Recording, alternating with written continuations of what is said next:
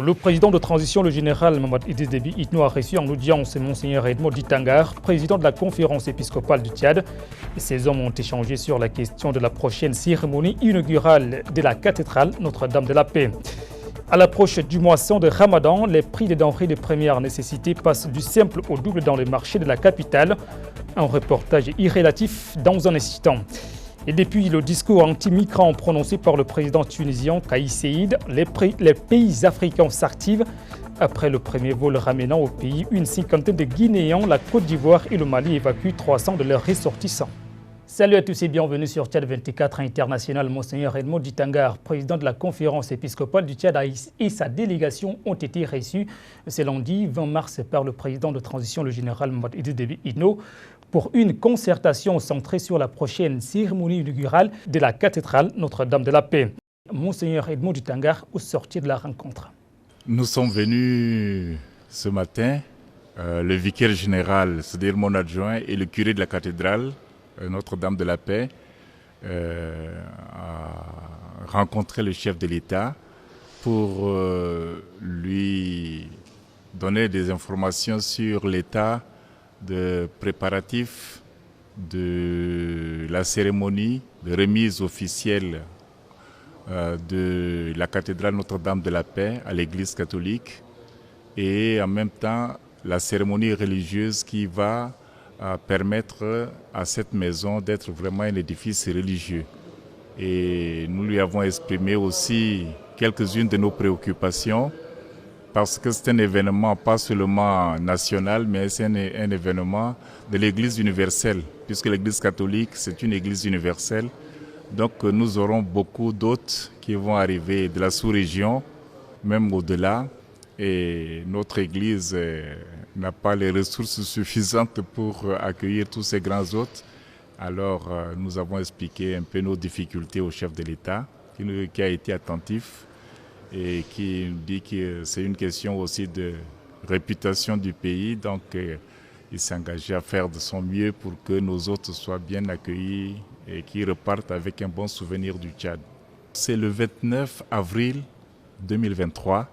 À 8h30, nous voudrions aussi que ce soit l'occasion de dire à toute la nation que l'engagement que le chef de l'État, feu maréchal Idriss Déby, a pris par rapport à cette restauration, c'est l'engagement, la continuité aussi de ce que devraient être les rapports entre l'Église et l'État.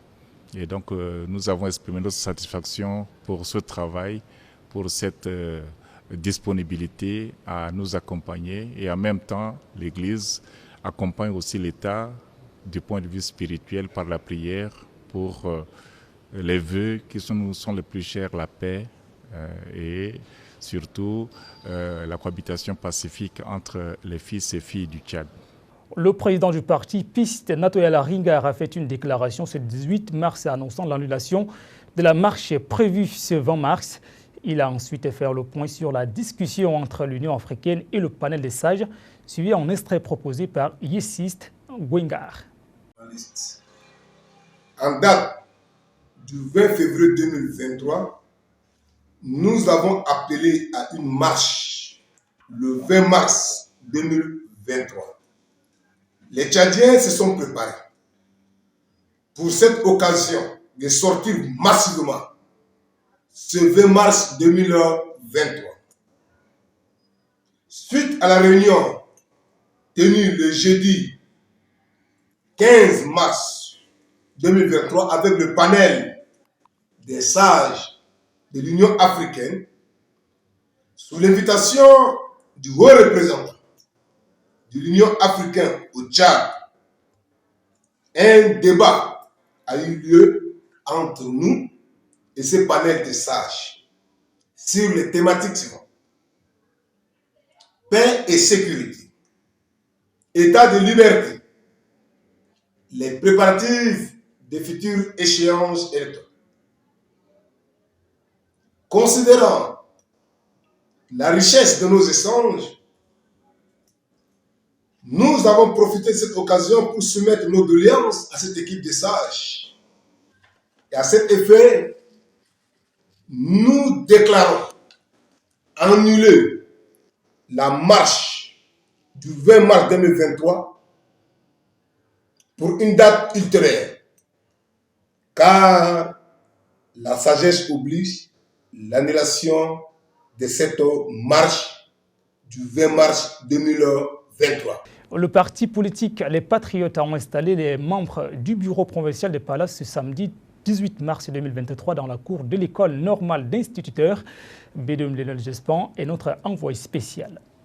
Désormais, la ville de Pala dispose d'un bureau provincial du parti politique Les Patriotes. Les membres du bureau sont officiellement installés ce samedi 18 mars à l'issue d'une cérémonie organisée à l'école normale de Pala en présence de plusieurs membres du comité central venus spécialement de N'Djamena pour la circonstance. Pour les militants et sympathisants de la ville de Pala, le choix porté sur leur ville n'est pas un fait du hasard. À cet effet, ils s'engagent à promouvoir les idéaux du parti partout où besoin sera. Comparativement à d'autres villes où la délégation s'est rendue, les militants et sympathisants se sont mobilisés en grand pompe pour accueillir le président national Dr Nassou Ibrahim et sa suite. Pour le leader de cette jeune formation politique, il n'est pas question de promettre monts et merveilles à la population qui subit de plein fouet la mauvaise gouvernance, mais plutôt inciter cette dernière à s'approprier les idéaux du parti qui reposent sur la justice et la sécurité. Notons que après Mundu, Pala et Kelo, la délégation se rendra à Bongor pour clore cette tournée politique. Les musulmans du Tchad, à l'instar des autres du monde, vont observer le jeûne du Ramadan qui débutera d'ici peu. En N'Djamena, à l'approche de ce moisson, les prix des denrées de première nécessité passent du simple au double dans le marché de la capitale. Makngabe Yalime y a fait un tour, son reportage. Le marché central de la capitale ainsi que d'autres marchés sont pris d'assaut tous les jours. Ces derniers temps, à l'approche du mois saint appelé Ramadan par les commerçants et petits vendeurs des denrées de première nécessité. L'on constate avec amertume la hausse des prix de certains produits alimentaires, notamment le sac de sucre de 50 kg vendu à 37 500 et de nos jours vendu à une différence de 500 francs, litre d'huile à 1300 francs, pâte d'arachide à 2000 francs, un coraux d'oignon à 1250 francs. Cette situation qui s'aggrave de plus en plus met à mal les consommateurs désespérés. Ali Saleh, un commerçant du marché à 1000, lui voit en la hausse de ses produits de la douane qui est de plus en plus rude. Les marchandises sont devenues chères car c'est la douane qui est chère. Avec tout cela, on ne gagne pas assez. Maintenant, on vend un carton de spaghettis à 6750 francs. Avant, c'était à 5000 francs seulement. Même le macaroni est cher. Le carton est à 16 500 francs. C'est trop cher. Cher, ce n'est pas parce que le ramadan qui s'annonce, mais c'est la douane qui fait cette augmentation de prix. Une commerçante, quant à elle, dit que c'est depuis hier que les produits ont rehaussé dans tous les marchés. D'autre part, certains commerçantes et commerçants disent que les prix sont toujours les mêmes. L'Organisation mondiale de la santé célèbre chaque 20 mars la journée internationale de la santé bucco-dentaire. En cette journée dédiée aux maladies de la dent, la rédaction de Tchad 24 International est allée à la rencontre du docteur Masdé Isidore.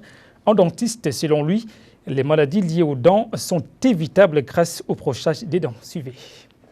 La journée du 20 mars de chaque année, c'est une journée de la santé bucco-dentaire, une journée mondiale de la santé bucco-dentaire. Cette journée qui a été initiée par la Fédération dentaire internationale, la FDI, pour permettre à tous les praticiens dans les soins bucco-dentaires de pouvoir sensibiliser la population sur les impacts négatifs des maladies bucco-dentaires sur la population. Donc, c'est pour cette raison que nous célébrons cette journée afin de sensibiliser la population pour pouvoir prévenir ces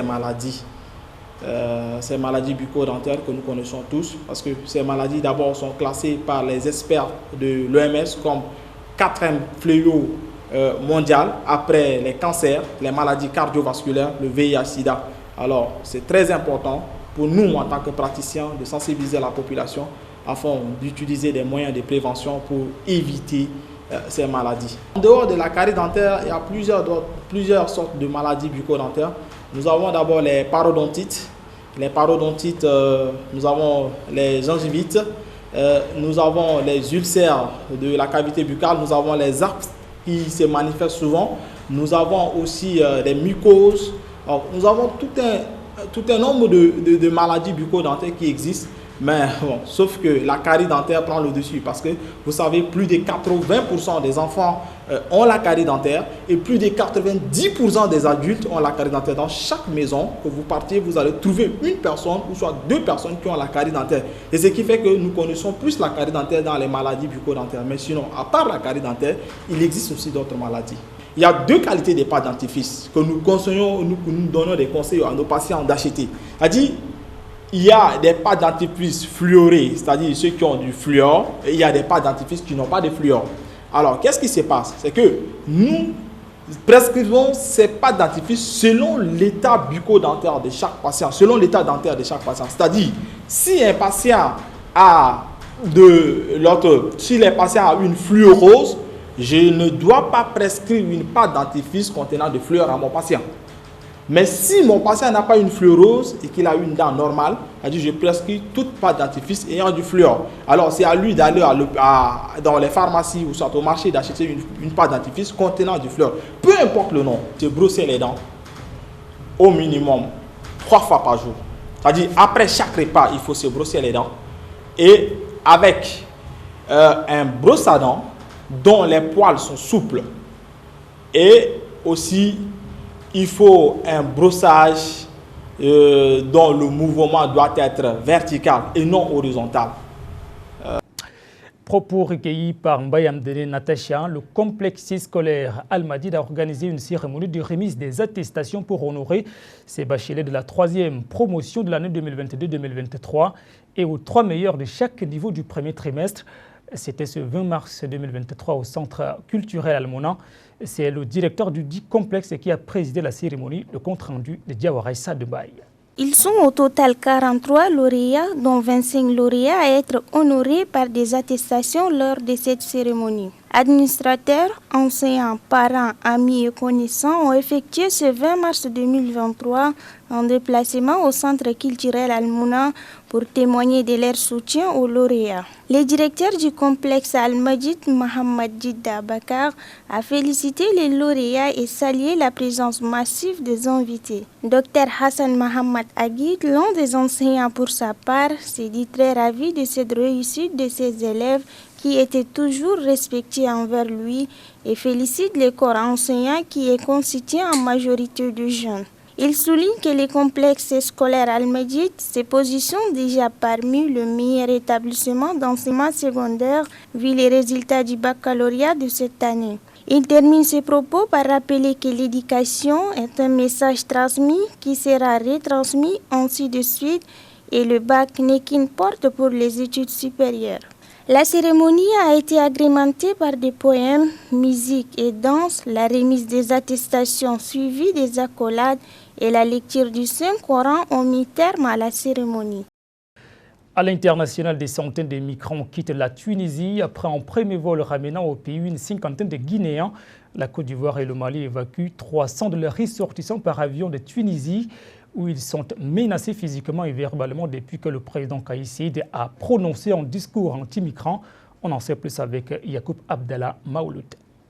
Environ 300 Ivoiriens et Maliens ont commencé à être rapatriés depuis la Tunisie, samedi 4 mars, pour échapper aux agressions et à l'hostilité dont ils sont victimes, après un violent discours du président Kais Saied contre les migrants subsahariens en situation irrégulière. Pour rappel, le 21 février dernier, Kais Saied a affirmé que la présence en Tunisie d'immigrés clandestins provenant des pays d'Afrique subsaharienne était source de violences et de crimes et révélait d'une entreprise criminelle visant à changer la composition démographique du pays. Le premier vol de rapatriement dépêché par la Côte d'Ivoire pour ses ressortissants décollera de Tunisie-Carthage. Près de 2000 Ivoiriens vont être rapatriés au cours de 2 prochaines semaines. Rentrer la tête haute, leur a dit l'un des organisateurs du départ. Après un premier vol ramenant au pays une centaine de Guinéens mercredi, la Côte d'Ivoire et le Mali évacuent 300 de leurs ressortissants par avion samedi. Cette actualité en bref en Centrafrique, la Chine a confirmé la mort de 9 de ses ressortissants. C'est une attaque qui n'a pas encore été revendiquée. Les victimes travaillaient sur un site minier de la région de Bambari dans le centre du pays. L'attaque a été dénoncée par le président chinois Xi Jinping, qui a appelé ce lundi à punir sévèrement les coupables. Mesdames, Messieurs, c'est la fin de cette édition. Merci à vous pour votre fidélité à Tchad 24 International.